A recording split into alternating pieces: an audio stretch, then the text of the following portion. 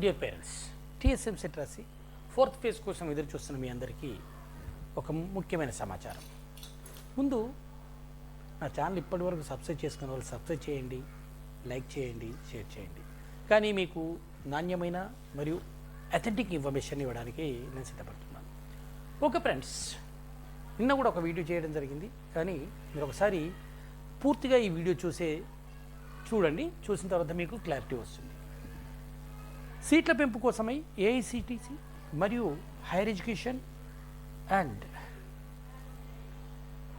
Technologically university JNTU వివిధ కాలేజీలకి సీట్లు పెంచుకోవడానికి లేదా సీట్లని సరిచేసుకోవడానికి అవకాశం ఇస్తూ ఒక లెటర్ ఆఫ్ ఇంటెంట్ జారీ చేయడం జరిగింది.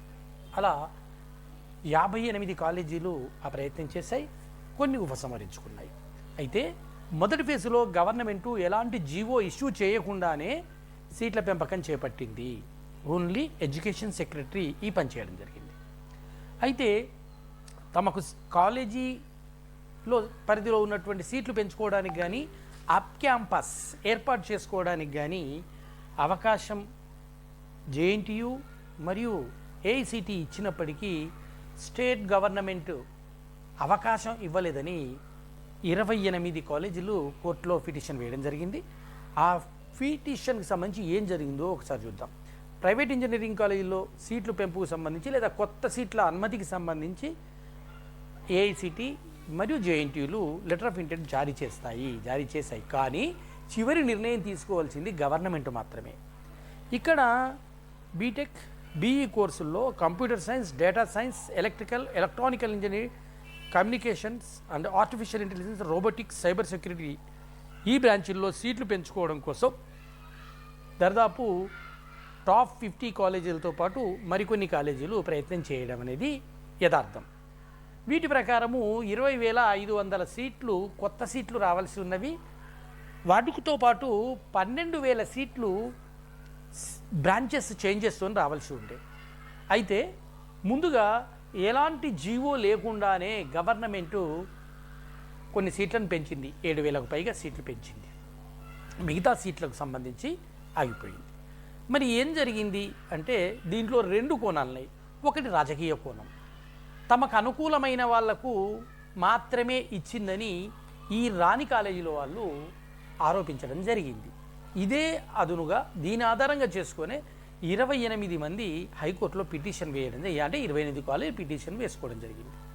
జేఎన్టీయు ఏఐసిటి అనుమతి ఇచ్చిన తర్వాత ప్రభుత్వము దురుద్దేశపూర్వకంగా దీన్ని మాకు ఇవ్వలేదు, వాళ్ళకు అనుకూలకు ఇచ్చారని వీళ్ళు పిటిషన్ వేస్తే హైకోర్టు అడిగింది ఏ విధమైనటువంటి దుర్వినియోగం జరిగింది అని. దానికి వీళ్ళు ఎలాంటి సమాచారాన్ని కానీ ఎలాంటి ఎవిడెన్స్ని కానీ సమర్పించలేదు. దాని ఆధారంగానే హైకోర్టు దీనికి నిరాకరిస్తూ సీట్లు పెంచుకునే అధికారం మీకు లేదు, సీట్లకు సంబంధించి లెటర్ ఆఫ్ ఇంటెంట్ జేఎన్టీయు కానీ ఐఐసిటి కానీ ఇవ్వవచ్చును, ఏఐసిటి కానీ ఇవ్వవచ్చును అని ఈ పిటిషన్లపై వాదన విన్నటువంటి జస్టిస్ సివి భాస్కర్ రెడ్డి గారు, గౌరవ జస్టిస్ సివి భాస్కర్ రెడ్డి గారు తీర్పు ఇచ్చే ముందు ఒక మాట చెప్పారు. అదేంటంటే విద్యా చట్టంలోని సెక్షన్ 20 ప్రకారము సీట్ల పెంపు, కోర్సుల విలీనం ప్రభుత్వానికి అధికారాలు ఉంటాయి. దీనికి ఏఐసిటికి కానీ జేఎన్టీయుకి కానీ ఎలాంటి అధికారాలు లేవు. వాళ్ళు పరిస్థితులను అనుకూలంగా చూసి వీరికి ఇవ్వవచ్చును అని, మీరు పెంచుకోవడానికి ప్రభుత్వం దగ్గరికి వెళ్ళవచ్చును అనే విధంగా మాత్రమే వాళ్ళకు లెటర్ ఆఫ్ ఇంటెంట్ జారీ చేయడం జరిగింది. జారీ చేస్తాయి కానీ ఖచ్చితంగా ఇవ్వాలని అధికారము అటు జేఎన్టీయుకి కానీ ఏఐసిటికి కానీ ఉండదు అని స్పష్టం చేశారు. అందుకని ఏవైతే కోర్టుకు వెళ్ళినటువంటి 28 కాలేజీలకు పిటిషన్ను నేను తిరస్కరిస్తున్నాను. ఒకవేళ ప్రభుత్వము దీని మీద ఏ నిర్ణయం తీసుకున్నా అది ప్రభుత్వం ఇష్టం. ఇది ఫైనాన్స్తో ముడిపడి ఉంది కనుక ఇక్కడ అది ప్రభుత్వం తీసుకునే నిర్ణయమే. ఒకవేళ కనుక గవర్నమెంట్ కాకుండా సెల్ఫ్ ఫైనాన్స్ కోర్సులుగా కనుక అనుమతిస్తే అది ఎస్సీ ఎస్టీ బీసీ పేద విద్యార్థులకు భారం అవుతుంది అని గవర్నమెంట్ ప్లీడరు వాదించడం జరిగింది. అందుకని ఇది ఒక ఫీజు రియంబర్స్మెంట్తోనే కాదు మిగతా వాటితోనూ కూడా ముడిపడి ఉంది కనుక గవర్నమెంట్ దీనికి అంగీకరించడం లేదని ప్రభుత్వ లీడర్ వాదించడం జరిగింది. అందుకని పిటిషనర్ల తరపున సీనియర్ న్యాయవాదులు డి ప్రకాష్ రెడ్డి, ఎన్ నిరంజన్ రెడ్డి, ప్రభుత్వం తరపున స్పెషల్ జీపీ శ్రీ రాహుల్ రెడ్డిలు ఈ వాదనలు వినిపించారు. రాహుల్ రెడ్డి గారు ప్రధానంగా ఏఐసిటి మరియు జేఎన్టీయూ జారీ చేసినటువంటి ఎన్ఓసీలకు షరతులతో కూడినటువంటి ఎన్ఓసీలు మాత్రమే అవి నిర్దిష్టంగా మేము ఖచ్చితంగా ఇవ్వాలని ఏమీ లేదు, పేద విద్యార్థులకు ఇది భారం కాకుండా ఉండడం కోసమే మేము ఈ సంవత్సరం సీట్లు ఇవ్వడం లేదు అంటూ చెప్పేయడం జరిగింది. దానికి అనుగుణంగానే హైకోర్టు తీర్పు చెప్పింది. అంటే ఇప్పుడు సీట్లకు సంబంధించినటువంటి విషయము రాష్ట్ర ప్రభుత్వం చేతిలో ఉంది, సీఎం గారి చేతిలో ఉంది.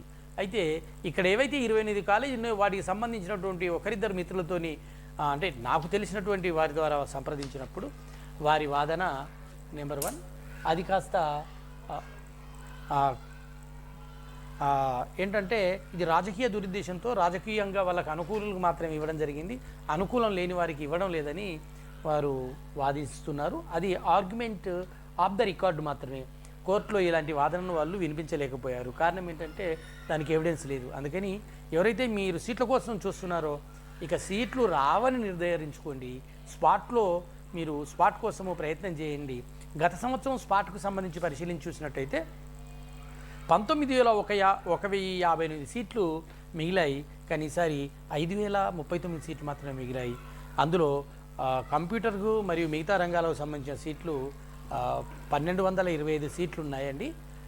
ఆ 1,225 సీట్లలో అన్నీ కూడా రూరల్ ఏరియాలలో మరియు లాంగ్గా ఉన్నటువంటి కాలేజీలలో మాత్రమే కంప్యూటర్ అండ్ అనుబంధ రంగాల్లో ఉన్నాయి. అందుకని మీకు ఇప్పుడున్నటువంటి టాప్ 50 కాలేజీలలో ఏవైతే కాలేజీలు రావో వాళ్ళలో సీట్లు రావని చెప్పుకోవచ్చు 99.99%. ఒకవేళ ముఖ్యమంత్రి గారు దయతెలిచి ఇస్తే సీట్లు వచ్చే అవకాశం ఉంది. అది 1% మాత్రమే. ఆ 1% కూడా వస్తే 2,000 నుంచి 5,000 మధ్య రావచ్చు. అందుకని జాగ్రత్తగా ఆలోచించి నిర్ణయం తీసుకోండి. All the best friends, all the best. మీకు మంచి కాలేజీలో సీట్ రావాలని కోరుకుంటాను. నేను ఇచ్చినటువంటిది ఇది అథెంటిక్ సమాచారం, ఎక్కడ కూడా డీవియేషన్ లేదు, అన్నీ కూడా యాజ్ ఫర్ లా అని మీకు చెప్పాను. Thank you one and all. మీ క్షేమాన్ని కోరుకునే మీ Kurapati Mohan. All the best friends, all the best.